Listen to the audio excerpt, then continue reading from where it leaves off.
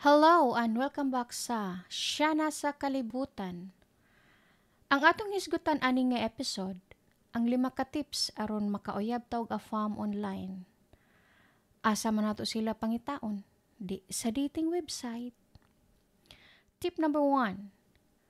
Ang mga profile pictures sa inyong account, kung pwede, sexy but respectable. Ayaw ng sexy nga ipakita ang tanan, apil na ang inyong kalag, ayaw in taon. Kanang gamay lang nga sexy, kay aron na ay thrill.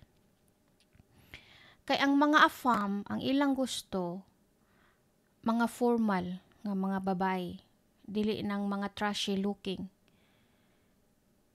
Tip number 2.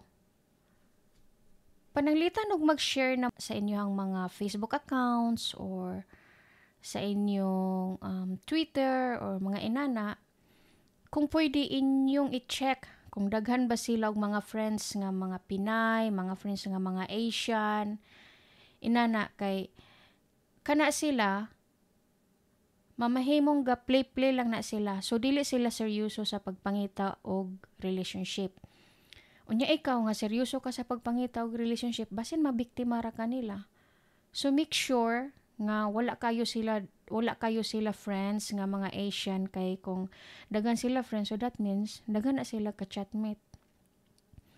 Og kung seryoso na sila sa imo, so ikaw ra ilang i-chat ana.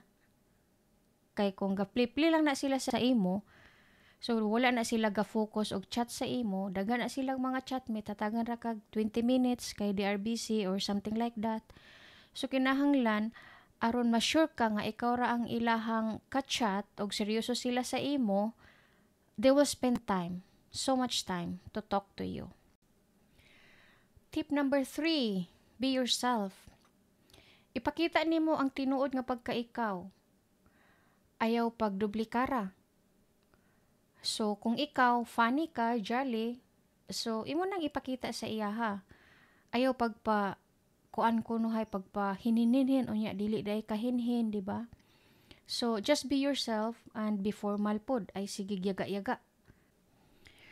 Tip number 4, pag formal, make sure nga walay mga dili maayong makita sa inyong mga social media accounts. Halimbawa, naamoy mga gipang post di adto nga nag-inom-inom mo uban sa mga lalaki, kung pwede inyo nang tanggalon. Dayon, ang imo pong buhaton, i-check po nimo ang iyang social media, imo pong tan-awon kung mga tsada ba ang mga content sa iyang Facebook, iyang Twitter, wala ba mga bastos. Kay kung ang mga content sa iyang mga social media accounts is mga bastos, so that means bastos na siya nga tao. Wala na siya ga seryoso sa imo. So, gaduwa-duwa ra na siya, aron lang maka-score. Unya, speaking of bastos, from time to time nga ga-chat mo, kung halimbawa in a short period of time, unya, kanang maghisgot na siya nga kanang pwede ba nako makita si B1 o B2, o wa mo kailakin sa B1 o B2, mo ni siya si B1, mo ni si B2. Muna sila ang magsuon nga si B1 o B2. So, kung maghisgot na siya inana, kana siya, dili na siya seryoso. Ang imo yung ignon nga, makita ra nimo na siya kung magkita na ta. So, kung makahulat siya sa imong gusto, that means, seryoso siya sa imo. So, kung mayngon sila nga, kung dili nimo na ipakita, dili na ta mag-chat, so be it. Kay kung ipakita nimo na siya, pag abot sa panahon, dili lang ka na ang iyang gusto makita. Gusto na niya makita ang tanan, wala pagali mo nakita sa personal, unya og ipakita na nimo ang tanan, wa pa kakabalo, bidyuhon ba day ka, lamang nakaayo siya sa imo. Unya og tinuod yun nga magbulag na mo, may skandal pa ka. So, likay gyud na, ayaw gyud ipakita ng mga ingana nga butang. Kay ang seryoso nga tao magulat sa panahon. Unya, ang tip number 5, ayaw pod paghisgot og kwarta. Sa panahon nga nag-chat-chat pa mo, wala pa mo nakita, ayaw paghisgot og kwarta. Kay isa na siya ka red flag. Kay it's either ikaw ang maghisgot og kwarta or siya ang maghisgot og kwarta, both sa inyo maguna-una nga mang scamra sa usag-usa. Lisod po dog ikaw nangita kag uyab unya magpa-scam ka. So guys, kung halimbawa mo offer siya sa imo nga padalhan ka niya og kwarta, okay ra na dawata. Pero ayaw gyud pangayo. Kay isa gyud na ka red flag kung mangayo ka sa ila og kwarta.